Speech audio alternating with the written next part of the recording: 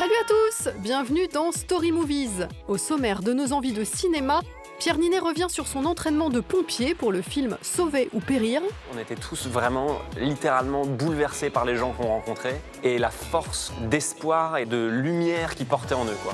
Alexandre Astier nous livre son mode d'emploi du créateur obsessionnel. Le brouillard qui s'estompe, c'est une bonne chose à mettre en scène, ça. Et le réalisateur britannique Steve McQueen mêle politique, féminisme et action dans son film de braquage Les Veuves.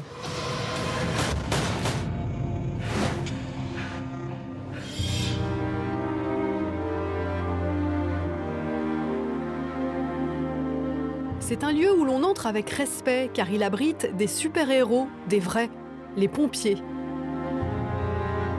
Pendant plusieurs semaines, le réalisateur Frédéric Tellier a posé ses caméras au centre de secours Rousseau à Paris pour y tourner son nouveau long-métrage, Sauver ou périr. J'aimais l'idée que ce métier puisse me rendre fort. Pierre Ninet y incarne Franck, jeune soldat du feu et père de famille, totalement dévoué à son travail, mais qu'un grave incendie va laisser défigurer. Il va devoir apprendre à se reconstruire. La vérité, c'est que personne n'est invincible. C'est un milieu très opaque de l'extérieur. On a tous de l'admiration pour les sapeurs-pompiers. On ne connaît rien. Moi, je ne connaissais pas leur lexique, leur technique d'intervention.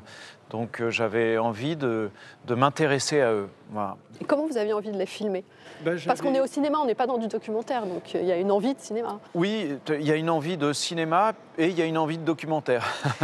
C'est mon cinéma à moi de ne pas tricher, donc j'avais envie que ça sente le vrai parce que quand je suis spectateur, j'aime y croire, donc j'ai l'impression que j'ai envie de proposer ça au spectateur.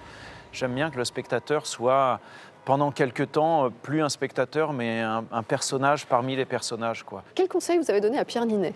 Je pense que c'est plutôt Frédéric qui lui a demandé d'abord de s'approprier les pompiers, de leur faire confiance, d'accepter. Il était coaché par Nicolas, un sapeur-pompier de Paris, et les deux ont fait un parfait binôme, ce qui fait que même dans les expressions, dans les tics qu'on peut avoir en tant que pompier de Paris, c'est parfaitement rendu. Il y a des tics de pompiers ? Le pompier qui est de garde, qui entend sonner dans le centre de secours, même s'il est dans une discussion intime avec sa jeune épouse qui est enceinte, il ne peut pas s'empêcher, quand il entend sonner pour feu, de regarder qui part, où est-ce que ça part.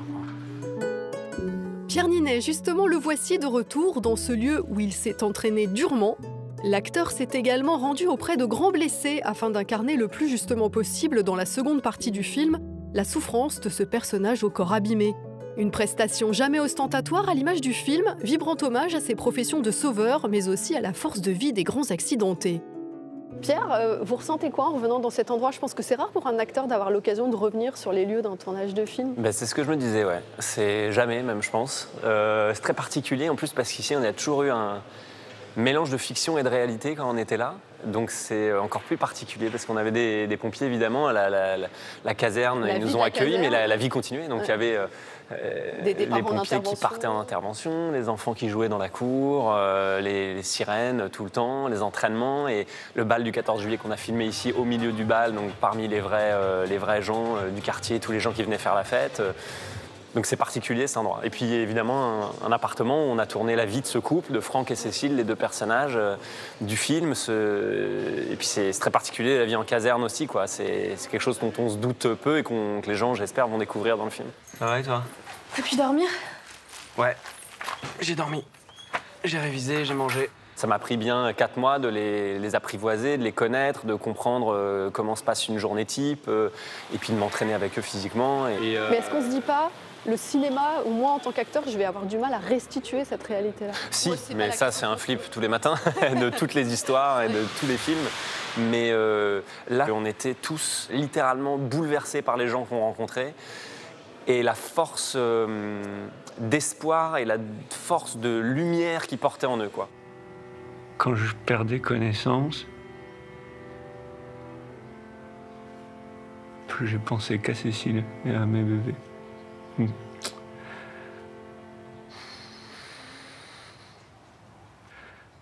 J'ai pensé qu'à elle. Et je pensais que j'allais sans doute pas les revoir. Je me suis dit, j'ai eu peur. Tout ça nous a tellement bouleversés qu'on se disait, OK, on a envie d'être les messagers de ça le mieux possible. Et une fois qu'on est dans ce sens-là, on est dans le bon sens. C'est un super rôle. Et comme on pourrait dire un peu prosaïquement, c'est un rôle à récompense. Comment on trouve le juste milieu entre éviter de faire une surperformance Ouais, non, mais c'est une bonne question. Et en même temps, voilà, avoir C'est cette une bonne question. responsabilité. Il faut pas qu'il y ait d'ego au mauvais endroit. Tout le monde a de l'ego.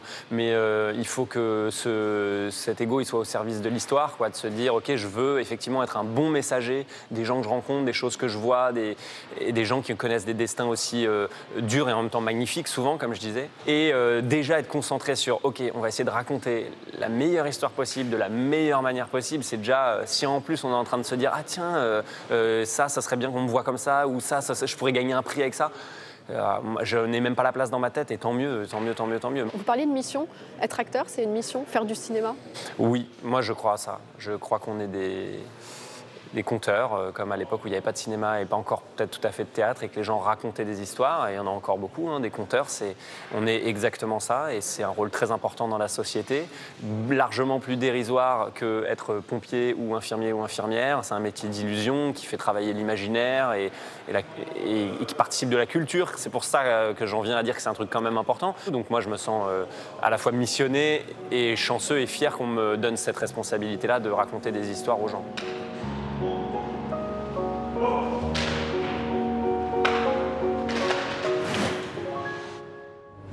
Écrire, c'est personnel. C'est comme aller aux chiottes. J'ai pas envie qu'il y ait des gens, quoi. Il a revisité le mythe du roi Arthur dans Kaamelott, incarné Jean-Sébastien Bach sur scène, et nous a même initié à la complexité de l'univers dans une conférence ambitieuse, avec toujours cette même curiosité contagieuse. L'irréductible Alexandre Astier revient aux commandes d'un nouvel Astérix, 4 ans après le succès de son Domaine des dieux et ses 3 millions de spectateurs. À partir de maintenant, je ne dois plus être le seul à connaître la formule de la potion magique. Quoi ? Je vais donc partir à la recherche d'un jeune successeur à qui la confier. Quoi ? Mais comment donc Alexandre Astier continue-t-il à s'approprier l'univers du petit Gaulois ? C'est possible que j'ai voulu amener un méchant. Parce que dans Astérix, tous les méchants, enfin tous les antagonistes sont souvent des personnages un peu bouffons. Ils sont méchants mais ridicules, et ils sont méchants parce qu'ils sont veules et lâches souvent. Catastrophe, Obélix. Qui sait ce qui se passerait si la puissance de la potion magique tombait dans n'importe quelle main ? Panoramix. Sulfurix, mon méchant, il est doué, il est bon, il est fort, il est puissant. C'est la fin du village de crétins moustachus, la fin d'Astérix. Ça, c'est un truc qui me fait envie, parce que je crois que j'aime les méchants. Comme beaucoup d'auteurs, j'aime bien écrire mes méchants avant mes gentils. Et du coup, voilà, c'était ça, je pense. Le film est construit autour du méchant. Une touche personnelle, certes, pour un film qui respecte malgré tout l'essence de l'œuvre originale. L'ADN, je pense que c'est le fait qu'ils ne sont pas d'accord entre eux. Effectivement, ça a l'air un peu comme ça rigolo à dire « ouais, ils se bagarrent tout le temps », mais ça veut dire quelque chose, des gens qui se bagarrent tout le temps. C'est-à-dire que c'est des gens qui tombent à court d'arguments. La bagarre commence là où l'argument termine, normalement. Donc c'est très agréable à écrire ça, des gens qui tombent à court d'arguments. Audiard disait un truc très bien, il disait « commence à écrire en faisant parler des gens ». Je fais souvent ça, d'ailleurs. Je commence des trucs, des persos, des machins, ils disent des trucs, je comprends pas ce qu'ils foutent là, et au bout d'un moment, ils expliquent eux-mêmes ce qu'ils foutent là. Et puis ils finissent par m'expliquer ce que j'ai écrit. Puis ils finissent par m'expliquer pourquoi je l'écris. Et je fais « ah oui, d'accord, ok, c'est ça que je suis en train de raconter ». Il parle de pommes. Une recette avec des pommes. Tiens, voilà une phrase qui nous donne forcément envie d'en savoir plus sur la méthode Astier. T'es sûr que t'as bien compris, Chouchounet ? T'es sûr que t'es pas sourdingue, Chouchounet ? La fabrique, s'il y en a une, c'est de comprendre et écrire tard, presque la veille où il faut le montrer. Parce que plus on attend, plus ce sera éclairé en fait. Et c'est cette compréhension-là que j'aime mettre en scène. Parce que c'est le brouillard qui s'estompe, en fait. Je pense que c'est une bonne chose à mettre en scène, ça. Le brouillard qui s'estompe sur n'importe quel sujet, évidemment, qui me tient un peu à cœur. Oh, Toutatis, serait-ce toi? M'invites-tu en ton abalon la secrète, où les pommes poussent toute l'année? Faut être honnête, faut écrire avec ses craintes, faut écrire avec ses vrais trucs, faut foutre un peu son bide sur la table, quoi. Moi, mon bide, ça change avec l'âge. mais j'ai toujours des mêmes démons. La transmission, c'est un truc compliqué.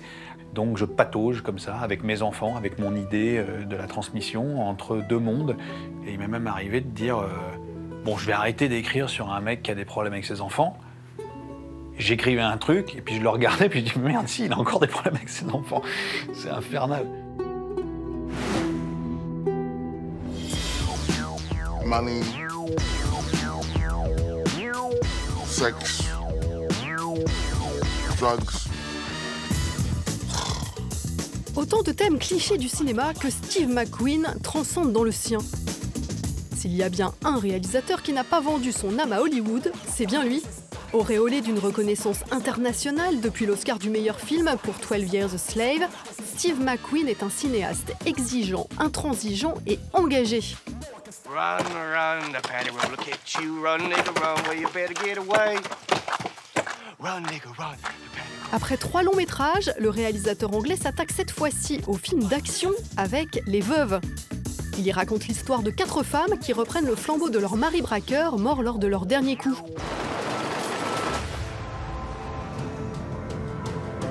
Au-delà du pur thriller, Les Veuves parlent de corruption, de prise de pouvoir et d'émancipation.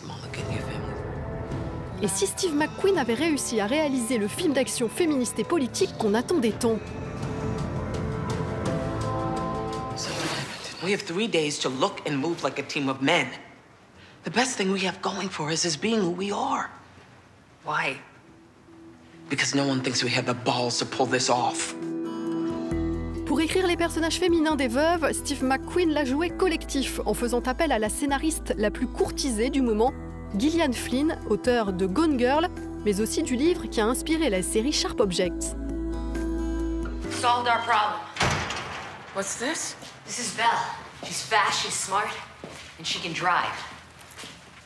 If we don't come together, if we don't join forces, you know, we allow things to happen to us which are sort of not within our control. You know, politicians, corrupt people, you know, wealthy people, people in, you know, certain positions of power and influence dominate.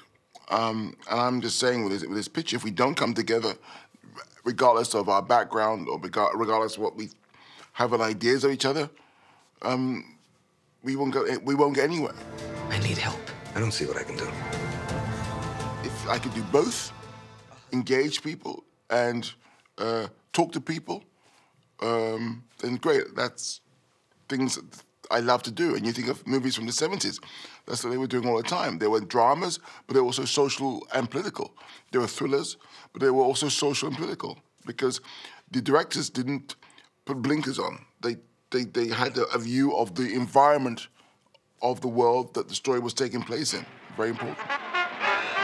Outre le cinéma des années 70, c'est étonnamment un film français de 1933 qui inspire Steve McQueen depuis toujours. I mean, what I loved about that picture was the whole idea of this boarding school and these boys, these kids, wanting to break free of form, wanting to break free of convention. And then the magical thing about the pillow fight, that surrealness, that sort of liberation, that sort of spiritual, whatever you want to call it. I don't know what the hell that was, but it's kind of like, wow, that's cinema. I think that's in this picture, but in a form of remembering. So yes, that movie always is in me, always.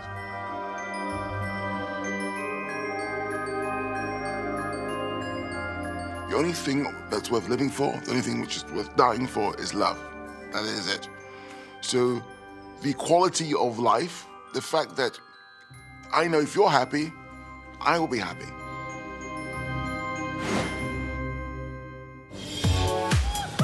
La semaine prochaine, toute la diversité du cinéma est dans Story Movies avec Spider-Man New Generation. It can get weirder. La Palme d'Or du dernier festival de Cannes. Et un duo chaleureux, Gilles Lelouch et Sandrine Kiberlin, héros ordinaires et dévoués du plus beau film de cette fin d'année, Pupille. Je me sens carrément prête. Salut!